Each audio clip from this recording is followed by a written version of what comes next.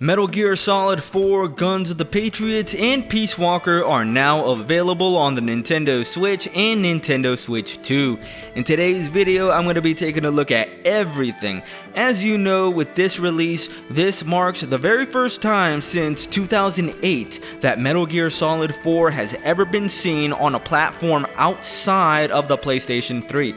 So that's 18 years at this point. And included in this collection as well is another long-lost Metal Gear project that hasn't been seen since the year 2000. So that's 26 years at this point since Metal Gear Solid Ghost Babel has been seen. It originally released as a Game Boy Color game, but first we're gonna get into the meat of this collection, MGS4 and Peace Walker. The like button is feeling kinda lonely, so do me a solid and hit that real quick. Metal Gear Solid 4 serves as the conclusion of the Solid Snake story, and these games are very story heavy. So if you have not played any of the other Metal Gear games, I do suggest you do before you play MGS4. It is the end of the story technically, even though other games came out after it, like the Phantom Pain, which was a prequel of sorts. But if you're new to Metal Gear, the best way to start is in release order rather than chronological order. So that would be MGS1, 2, 3, 4, and then Peace Walker. Ghost Babel is a very good game, but it's not canon. MGS Portable Ops is also not canon, and in my opinion, it's not a very good game anyway.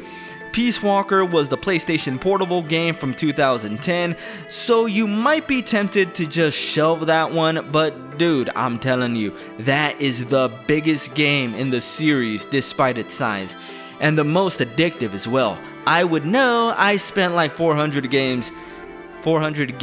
Are you serious? I spent like 400 hours in that game back in the day. Alright, let's get to MGS4. Like I was saying, this game is the conclusion to the Solid Snake story, which began all the way in 1987 with the first Metal Gear on the MSX computer system. But the series didn't really catch fire until 1998 with the original Metal Gear Solid, the series' first foray into 3D. MGS4 on the Switch 2 weighs in at a hefty 24 gigabytes. It runs at a very smooth 60 frames per second. In handheld mode, it displays at 1080p, and in docked mode in 1440p. I was hoping for 4K resolution, but it still looks amazing on my 4K TV. The 1440p resolution looks just fine, and it is a massive upgrade over how blurry it looks on the old Nintendo Switch, where it can go up to 1080p in docked mode and 720 in handheld, but it only runs at 30 FPS, which is to be expected, honestly. The Switch 1 version still looks massively improved over the original PlayStation 3 version, which ran at an upscaled 720p and at 30 frames per second with frequent drops into the 20s and mid-teens. So needless to say, even the Switch 1 version is a huge upgrade. MGS4 was at one time thought of as the pinnacle of Metal Gear gameplay mechanics. It took everything that came before and mashed it together, getting rid of the clunky overhead camera and first-person view of MGS1 and 2, and tightening the third-person view of MGS3, adding over-the-shoulder aiming and crouch walking, all while still retaining the unique item and weapon selection mechanics, which I think still work very well.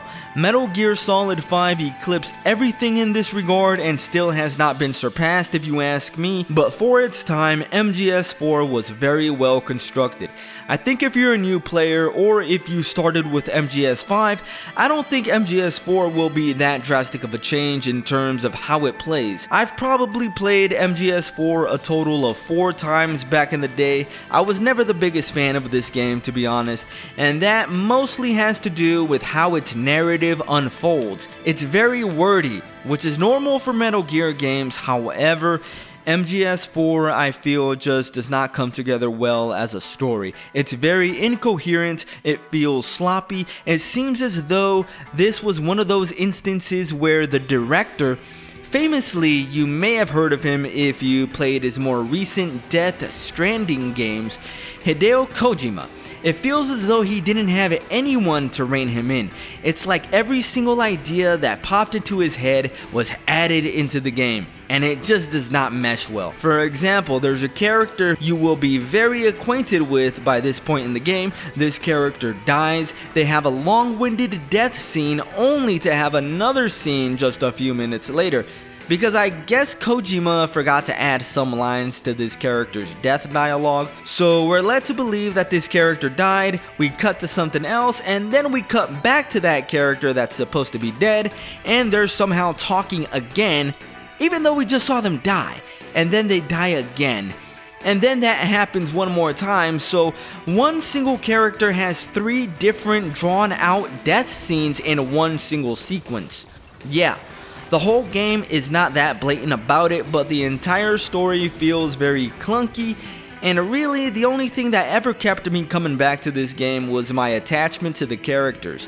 If this was not a Metal Gear Solid game, I never would have finished my first playthrough. And if this was my introduction to Metal Gear, I don't think I would be a Metal Gear fan today. But that's just me. A lot of people do seem to love this story. I don't know why, but there you have it. However, this is the most divisive game in the series, and that's not for no reason.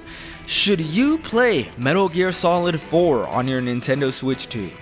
If you've already played it before, then you know what to expect out of the gameplay and the story. It looks just as good as it does on a PlayStation 5 version. You cannot go wrong with this game on the Switch 2. I think it's an amazing remaster. Even on the old Switch, it runs at a very smooth 30 FPS on the Switch 1. It's the best port that console could have ever had. If you're new to Metal Gear, like I said, this is the last game in the series chronologically, so that would be like starting The Lord of the Rings with Return of the King. Don't do that to yourself. So now, on to the game that got me into the world of Metal Gear Solid, and that is Peace Walker. This game originally released on the PlayStation Portable in the year 2010. This game lit the PSP on fire. Like I said, I spent over 400 hours on this game back then. I played it night and day, and I did everything that there is to do in it. I played it so much that I actually got sick of it. I S-ranked every single main mission and extra mission. I upgraded literally everything. This was the perfect illustration of a portable Metal Gear Solid game. Hideo Kojima, who also directed this game just like he directed all the other main games in the series, Peace Walker is actually a far more competently written game than Guns of the Patriots, in my opinion. So what is Peace Walker?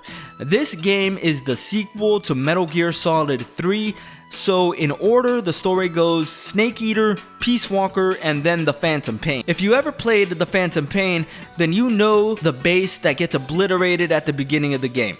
That's the base that you build in Peace Walker. So this game has a ton of base management, staff management. You could also kidnap enemy soldiers when you're out conducting operations, and you bring them over to your side. You can assign them to different tasks, and they each have different attributes that they're good at. Some are better suited to weapons development, others might be medics, cooks, or intel gathering agents.